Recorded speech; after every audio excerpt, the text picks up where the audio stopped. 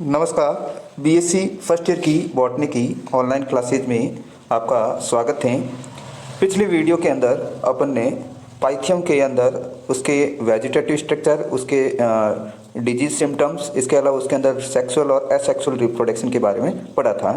आज के इस वीडियो के अंदर अपन मैस्टिगोमाइकोटिना का एक नया मेंबर लेते हैं जिसका नाम है एल्ब्यूगो। एल्ब्यूगो का अगर सिस्टमेटिक पोजीशन देखें तो इसको डिवीज़न यूमाइकोटा के अंदर रखा गया है और सब डिवीज़न है जो मैस्टिगोमाइकोटिना, क्लास ओमाइसिटीज, ऑर्डर है जो प्रोनोस्पोरेलीज, फैमिली एल्ब्यूजिनेसी और जीनस है जो एल्ब्यूगो है। एल्ब्यूजिनेसी एल्ब्यूगो है जो एल्ब्यूजिनेसी फैमिली का एकमात्र कवकवंश है। एल्ब्यूगो की लगभग 30 स्पीसीज है जो आइडेंटिफाई की गई हैं। इंडिया के अंदर एल्ब्यूगो की 18 स्पीसीज आइडेंटिफाई की गई हैं। इनमें से कुछ एल्ब्यूगो के स्पीसीज के नाम जैसे Albugo bliti, Albugo candida, Albugo evolvuli, Albugo platensis, Albugo tragopogonis, ये हैं जो इंडिया के अंदर पाई जाने वाली एल्ब्यूगो की स्पीसीज हैं। अब एल्ब्यूगो का डिस्ट्रीब्यूशन देखें या वितरण देखें तो एल्ब्यूगो है जो सर्वव्यापी होता है, यानी कि ये सभी जगह पाया जाता है। और एल्ब्यूगो की जो जातियाँ होती हैं अविकल्पी परजीवी या ऑब्लिगेट पैरासाइट हैं। ऑब्लिगेट परजीवी या ऑब्लिगेट पैरासाइट के बारे में पहले भी मैंने बताया था कि ऐसी फंजाई जिनको जीवित रहने के लिए सजीव जीव द्रव्य का उपयोग करना चाहिए, यानी कि ये एल्गी हैं जो केवल लिविंग सेल्स को ही इन्फेक्टेड करती हैं, मृत या डेड सेल्स को ये इन्फेक्टेड नहीं करती हैं। ये जो फंजाई होती हैं ये उच्च श्रेणी के पौधों के अंदर अंतःपरजीवी के रूप में पाई जाती हैं और ये क्रूसीफेरी, कॉन्वोल्वुलेसी, एस्टेरेसी आदि कुल के सदस्यों को इन्फेक्टेड करती हैं।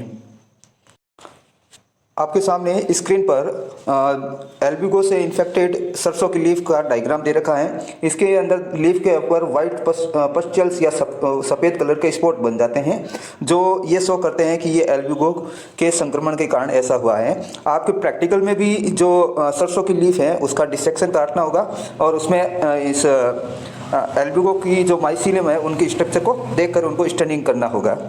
जो बी डायग्राम है वो सरसों का जो संक्रमित पुष्पक्रम या इन्फ्लोरोसेंस है उसको शो कर रहा है। तो इसमें जो पुष्पक्रम या इन्फ्लोरोसेंस होता है वो सिकुड़ जाता है। नेक्स्ट अपन पढ़ते हैं एल्ब्यूगो की वेजिटेटिव स्ट्रक्चर के बारे में। तो एल्ब्यूगो का जो थैलस होता है वो साकित पटहीन संकोशिक कवकजाल के रूप में पाया जाता है। इनके अंदर सेप्टर नहीं पाया जाता है और संकोशिक का मतलब होता है इसके अंदर माइसीलियम के अंदर बहुत सारे न्यूक्लियस हैं जो पाए जाते हैं, उसी को अपन बोलते हैं संकोशिक या सिनोसाइटिक। कवक तंतु की भित्तियां जो काइटिन से बनी होती हैं और ये है जो परपोषी ऊतक के अंतराकोशिक अवकाशों में वृद्धि करता है, यानी कि इंटरसेल्युलर स्पेस के अंदर ये माइसीलियम एंटर करके वहाँ पर फैल जाता है। फिर इनके अंदर जो पोषण होता है वो गुंडीनुमा चूसकांगों के द्वारा होता है या नॉब लाइक होस्टेरिया के द्वारा होता है। और जो चूसकांग होते हैं वो दो भागों में विभेदित होता है।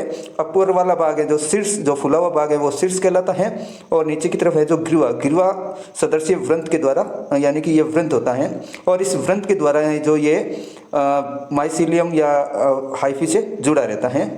फिर इसका जो साइटोप्लाज्म होता है वो मल्टीन्यूक्लिएट होता है और ग्रेनुलर यानी कि कणिका में होता है। एल्ब्यूगो के हाइफी के अंदर जो स्टोरेज फूड मटेरियल होता है वो ग्लाइकोजन और तेल गोलिकाओं के रूप में पाया जाता है। आपकी स्क्रीन के सामने जो एल्ब्यूगो का जो माइसीलियम है वो होस्ट सेल के अंदर इंटरसेल्युलर ग्रोथ करता है। तो ये जो डायग्राम में दे रखी हैं होस्ट सेल है और होस्ट सेल के अंदर देखो ये एल्ब्यूगो का माइसीलियम है जो दिखाई दे रहा है। इस माइसीलियम की अगर स्ट्रक्चर देखें तो इसके अंदर बहुत सारी वैक्यूल्स प्रेजेंट होती हैं। इसके अलावा बहुत सारे ब्लैक कलर के डॉटेड है जो इसके न्यूक्लियस को शो करते हैं और जो ये डॉटेड छोटे छोटे डॉटेड हैं ये हैं जो एल्ब्यूगो का हाइफी का ग्रेन्युलर साइटोप्लाज्म है। इसके अलावा इसके अंदर देखो गुंडीनुमा उभरी हुई स्ट्रक्चर होती हैं या फुली हुई स्ट्रक्चर होती है जिसको होस्टोरियम कहते हैं और इस होस्टोरियम के द्वारा ही एल्ब्यूगो है जो न्यूट्रिशन लेता है या चूसकांग के द्वारा है जो इसको पोषण प्राप्त होता है। अगर इसकी होस्टोरियम या चूसकांग की स्ट्रक्चर देखें तो ये आपके सामने स्क्रीन पर होस्टोरियम की स्ट्रक्चर है। होस्टोरियम है जो दो पार्ट में डिवाइडेड रहता है। जो ये फुला हुआ पार्ट है इसको बोलते हैं शीर्ष भाग, और जो ये नीचे की तरफ है ये इसको बोलते हैं नेक या ग्रीवा भाग, जो वृंत जिसे वृंत कहते हैं, और इस वृंत के द्वारा ये माइसीलियम या हाइफी से जुड़ा रहता है। अगर इसकी स्ट्रक्चर देखें तो जो नेक पार्ट या ग्रीवा पार्ट के अंदर वैक्यूल्स प्रेजेंट होती हैं, और ग्रीवा के अलावा इसके अंदर एक कॉलर भी पाई जाती हैं, और साथ में जो fungal plasma membrane, fungal cell wall, host cell wall भी दिखाई दे रही हैं, और होस्टेरियम मैट्रिक्स है जो अंदर की तरफ होता है, और इसके अंदर की तरफ है जो होस्टेरियम बॉडी होती है। बाहर की तरफ होस्टोरियल मेम्ब्रेन है, और ये होस्टोरियम के द्वारा ही एल्ब्यूगो है जो न्यूट्रिशन लेता है होस्ट सेल से। एल्ब्यूगो की वेजिटेटिव स्ट्रक्चर पढ़ने के बाद में अपन पढ़ते हैं एल्ब्यूगो के अंदर रिप्रोडक्शन या जनन। तो एल्ब्यूगो के अंदर रिप्रोडक्शन है जो दो मेथड से होता है, अलैंगिक जनन और लैंगिक जनन। तो सबसे पहले अपन शुरुआत करेंगे अलैंगिक जनन या एसेक्सुअल रिप्रोडक्शन से। तो एल्ब्यूगो के अंदर अलैंगिक जनन है जो अनुकूल परिस्थितियों में होता है, और अलैंगिक जनन है जो कोनिडिया या बीजाणुदानी या चल बीजाणुदानी के द्वारा होता है। कोनिडिया है जो अनफेवरेबल कंडीशन में बनते हैं, जबकि फेवरेबल कंडीशन में है जो बीजाणुदानी या स्पोरेंजियम का निर्माण होता है। जो चल बीजाणुदानी या कोनिडिया या बीजाणुदानी होती हैं, इनका निर्माण है जो कोनिडियम दर या चल बीजाणुदानी दर में होता है। कोनिडियम का निर्माण है जो कोनिडिया पर है जो तल अभिसारी क्रम में होता है। यानी कि जो कोनिडियम दर होती है, कोनिडियम दर या अपन कह सकते हैं बीजाणुदानी दर पर कोनिडियम का निर्माण या बीजाणुओं का निर्माण है जो तल अभिसारी क्रम में होता है। तल अभिसारी क्रम का मतलब जो बड़ी और परिपक्व बीजाणुदानियां होती हैं वो ऊपर की ओर व्यवस्थित होती हैं, जबकि छोटी और अपरिपक्व बीजाणुदानियां जो नीचे की ओर व्यवस्थित होती हैं। यानी कि ज्यों-ज्यों न्यू बीजाणुदानी बनती जाएगी, वो जो मैच्योर होगी वो ऊपर की तरफ चली जाएगी, और इसके नीचे की तरफ है जो नई स्पोरेंजिया का फॉर्मेशन होगा। अब अपन नेक्स्ट पढ़ते हैं एल्ब्यूगो के अंदर कोनिडियम दर या बीजाणुदानी दर का निर्माण कैसे होता है। तो जो कोनिडियम का जो एल्ब्यूगो का जो स्पोर होता है जर्मिनेट होकर न्यू माइसीलियम बनाता है, और ये न्यू माइसीलियम क्या करता है, होस्ट सेल को इन्फेक्टेड करता है। और ये क्या करता है, होस्ट सेल को इन्फेक्टेड करने के बाद में जो होस्ट टिश्यूज होते हैं उनके अंदर अंतराकोशिक कवकजाल बनाता है, और जो बाह्य त्वचा के नीचे स्टोरेज यानी कि कॉम्पैक्टली ये जो बाह्य त्वचा के नीचे अरेंज रहते हैं। फिर जो संक्रमित क्षेत्र में जो कवक सूत्रों से अनेक उदर छोटी मुग्धराकार आकृतियां अतिवर्तियां उत्पन्न होती हैं, और जो एक दूसरे के समानांतर बाह्य त्वचा के नीचे व्यवस्थित हो जाती हैं, और इन संरचनाओं को कोनिडियम दर या बीजाणुदानी दर कहते हैं। अब जो कोनिडियम दर या बीजाणुदानी दर होता है उनका कोशिका द्रव्य सघन होता है, और इनके अंदर है जो 5 से 6 न्यूक्लियस हैं जो प्रेजेंट रहते हैं।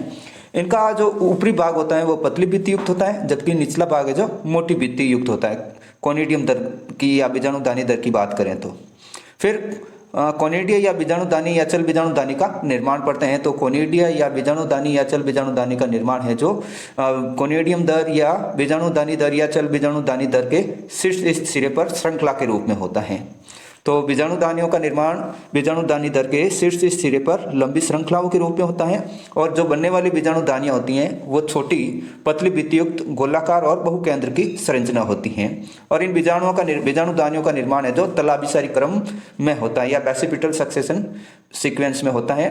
तो तलाभिसारी क्रम या बेसिपिटल सक्सेशन का मतलब समझ गए, जो मैच्योर स्पोरेंजिया होता है वो ऊपर की तरफ होती हैं, जो नई बनी बीजाणुदानियां होती है या अपरिपक्व जो बीजाणुदानी होती है वो नीचे की ओर अरेंज्ड रहती हैं। अब जो पहले जो बीजाणुदानी बनती है उस बीजाणुदानी के नीचे की ओर एक संकीर्ण या खांच उत्पन्न होती है।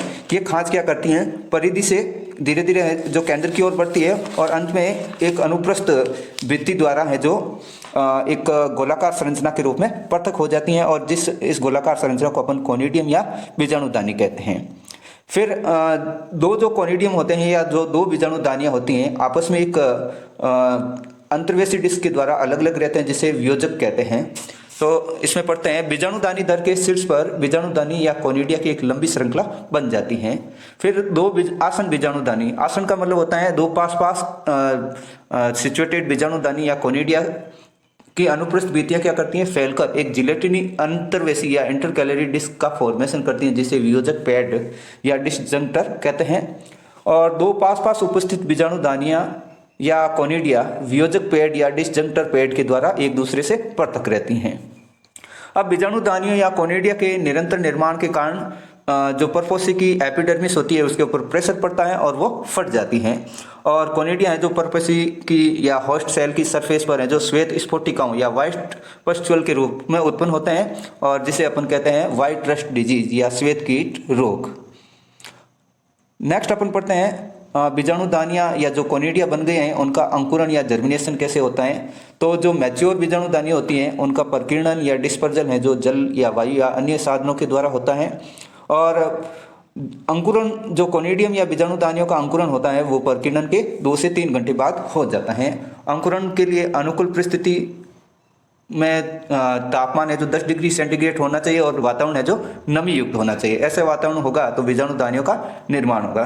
तो अनुकूल परिस्थिति में जो बीजाणुदानी का जीवद्रव्यक होता है वो 8 एक केंद्र की खंडों में विभक्त हो जाता है और प्रत्येक एक केंद्र की खंड क्या करते हैं कायांतरित होकर वृक्काकार द्विकशाभिक चल बीजाणु बनाते हैं और इन चल बीजाणु की संख्या भी 8 होती है। फिर जब ये चल बीजाणु बनते हैं, ये चल बीजाणु जब बीजाणुदानी से मुक्त होते हैं तो कुछ समय तक तो गतिशील रहते हैं और उसके बाद में इनकी फ्लैजिला है जो नष्ट हो जाती हैं। फिर चल बीजाणु गोलाकार होकर अपने चारों ओर पतली भित्ति स्त्रावित कर लेते हैं और इस प्रकार बनी संरचना को सिस्ट कहते हैं। फिर सिस्ट क्या करता है जर्मिनेट होकर जनन नलिका बनाता है और ये जनन नलिका क्या करती हैं होस्ट टिश्यूज के अंदर स्टोमेटा के थ्रू एंटर करती हैं और होस्ट टिश्यूज या परपोषिक ऊतक के अंदर नए माइसीलियम का या अंतरकोशिकीय माइसीलियम या अंतरकोशिकीय कवकजाल का निर्माण करती हैं। यदि कंडीशन फेवरेबल नहीं है या प्रतिकूल परिस्थिति है तो बीजाणुदानी है जो चल बीजाणुओं का निर्माण ना करके कोनिडियम की तरह बिहेवियर करने लगती हैं और ये कोनिडिया है जो क्या करता है डायरेक्टली जर्मिनेट होकर जर्म ट्यूब बनाता है और जर्म ट्यूब क्या करती हैं जर्म ट्यूब से न्यू माइसीलियम का फॉर्मेशन होता है और ये जो न्यू माइसीलियम है जो नए प्लांट को इन्फेक्ट करता है या संक्रमित करता है। तो इस प्रकार की जो कोनिडिया का निर्माण है वो प्रतिकूल परिस्थितियों में एल्बिगो की अनेक जातियों में होता है जैसे एल्बिगो कैंडिडा, एल्बिगो को ब्लाइटाई, एल्बिगो पोर्चुलेसी। इनके अंदर है जो अनफेवरेबल कंडीशन में जो कोनिडियम का निर्माण होता है और फेवरेबल कंडीशन में स्पोरेंजियम का निर्माण होता है। आपके सामने डायग्राम ये दे रखा है जो एल्बिगो की हाइफी है, वेजिटेटिव हाइफी को शो करा है। इसके अंदर वैक्यूल्स, न्यूक्लियस और ग्रेन्यूल यानी कि कणिका में साइटोप्लाज्म प्रेजेंट है। फिर ये हाइफी है जो इंटरसेल्युलर ग्रोथ करता है किसके अंदर होस्ट टिश्यूज के अंदर। तो आपके सामने डायग्राम दी है जो संक्रमित या इन्फेक्टेड लीफ की स्ट्रक्चर दे रखी है। तो यहाँ पर जो ये कोनिडियोफोर दिख रहा है इनके ऊपर है जो कोनिडिया की चेन बनी हुई है और ये कोनिडिया की चेन बनने के कारण जो होस्ट टिश्यूज होता है उसकी एपिडर्मिस पर प्रेशर पड़ता है तो एपिडर्मिस है जो फट जाती है। तो यहाँ पर लिखा हुआ है रप्चर्ड होस्ट एपिडर्मिस यानी कि होस्ट की एपिडर्मिस फट जाती हैं और नीचे की तरफ है जो होस्ट के टिश्यूज दे रखे हैं। अब जो सी डायग्राम दे रखा है वो एक कोनिडियोफोर का डायग्राम दे रखा है और ऊपर है जो इसके कोनिडिया का निर्माण हो रखा है। तो कोनिडिया जो फर्स्ट कोनिडिया बनता है उसके नीचे देखो संकीर्णन या खांच बनी है और इस खांच के द्वारा ये खांच है जो अनुप्रस्थ भित्ति में बदल जाती है और ये क्या करता है इस कोनिडियम से अलग हो जाता है, कोनिडियोफोर से अलग हो जाता है और कोनिडियम का निर्माण कर लेता है। तो कोनिडियोफोर का जो ऊपर वाला पार्ट है जो पतला होता है जबकि नीचे वाला पार्ट है जो मोटा होता है। डी डायग्राम में जो खांच थी वो बिल्कुल सिकुड़ गई और अनुप्रस्थ भित्ति बन जाती है। ई डायग्राम में है जो दो कोनिडिया एक दूसरे से डिसजंक्टर के द्वारा अलग दिखाई दे रहे हैं और जो बी डायग्राम में जो कोनिडिया की अनेक श्रृंखला या चेन दिखाई दे रही है। तो इस तरह से कोनिडिया का फॉर्मेशन होता है, कोनिडियोफोर पर एक लंबी श्रृंखला बन जाती है। फिर जो जी डायग्राम है वो स्पोरेंजियम या चल बीजाणुदानी का डायग्राम है और इस बीजाणुदानी के अंदर जो जीवद्रव्यक होता है वो डिवाइड होकर 8 एक केंद्र की चल बीजाणुओं का निर्माण करता है। और चल बीजाणु क्या करते हैं जब चल बीजाणुदानी के ऊपर वाले भाग पर एक छिद्र बनता है और इस छिद्र के द्वारा चल बीजाणु बाहर रिलीज हो जाते हैं और कुछ समय तक गतिशील रहने के बाद में चल बीजाणु क्या करते हैं इनकी फ्लैजिला लॉस्ट हो जाती हैं और ये अपने चारों ओर भित्ति स्त्रावित कर लेते हैं। तो आई डायग्राम है जो किडनी शेप्ड फ्लैजिलेटेड जो स्पोर को शो कर रहा है और जे डायग्राम है जो इसके अंदर फ्लैजिला गायब हो जाती है तो ये गोलाकार स्ट्रक्चर बनाता है जिसको सिस्ट कहते हैं। फिर जो सिस्ट है जर्मिनेट होकर जर्म ट्यूब बनाता है जो के डायग्राम में दे रखी है और ये जर्म ट्यूब है जो क्या करती है नए माइसीलियम का फॉर्मेशन करती है और ये नया माइसीलियम है जो नए होस्ट को इन्फेक्टेड करता है। तो एल्बिओ के अंदर एसेक्सुअल रिप्रोडक्शन है जो कोनिडियम या बीजाणुदानी के द्वारा होता है। नेक्स्ट वीडियो में अपन पढ़ेंगे एल्बिगो के अंदर लैंगिक जनन।